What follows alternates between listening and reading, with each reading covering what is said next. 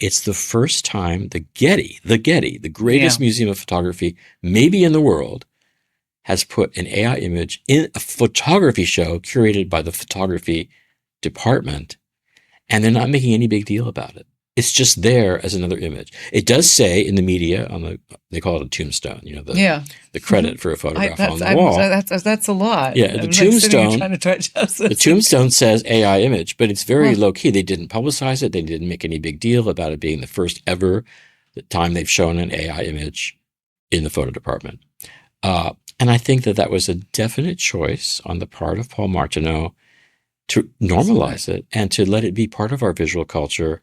Okay. And to not distract from the real subject of his show, which is, and it was very validly part of that history.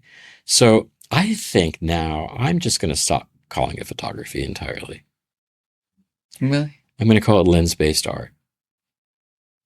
Lens-based art means if it came through a lens or it looks like it came through a lens. Mm-hmm. So that accepts organic photography, AI, photorealist painting, which is a very inflected look from photography, and many other forms. So I think it's all under the same tent of visual art that is lens-based. Well, maybe you'll start that new lingo for this new type of art. I'm not the first person to use that term really? At all. It's kind of being bandied about. And some of the schools right now, I can't remember which ones, but I think maybe a School of Visual Arts has already used that language. Huh. Well, I think it's a good way to describe it, though. We have to open the door. It really is. Yeah. So let's touch a little on your early influences. Well, I'm really a child of my upbringing. I grew up in Hancock Park, which is a nice part of Los Angeles. Were you near that where the party was? Very close, actually. What a nice area. Yeah, very nice area, traditional area. My grandfather was a doctor, a doctor to the stars. His clients were MGM stars, or they used to call them Metro stars. Yeah. So all the big stars of MGM were his private patients. And his office was in Beverly Hills, a few blocks away from the family home. Mm-hmm. Also, very importantly, our home was 1 block from Art Center, from their original campus on 3rd Street. Wow. And I was the art school kid in my family. So where other kids were, your mom took you to soccer practice or tennis class or whatever. Yeah. I was going to art lessons. That's good, though. Piano lessons, dance, drawing and painting from about age 6 on. Do you play the piano? I don't play the piano anymore. Do you dance? I do not dance anymore. You don't dance anymore? You mean you did? Not in any significant way. No, but I mean, I don't go to dance class anymore.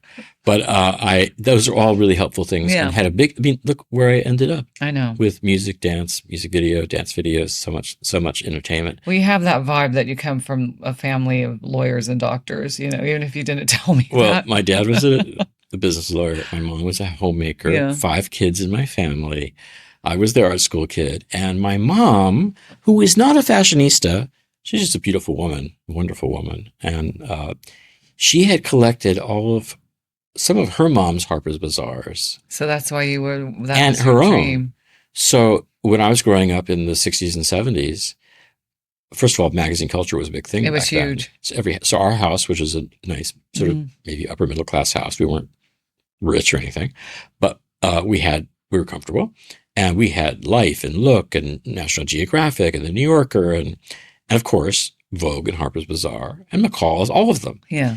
But my mom had a special place in her heart. So that's why that was your dream to be in that, because your mother. That's so cool. Because of her collection, which I had my nose in. So at that young age, where other kids like maybe had favorite athletes and knew all the games and scores and batting averages, I knew like every photographer credit in Harper's Bazaar in the 30s and 40s, the masthead, the editors, the fashion designers.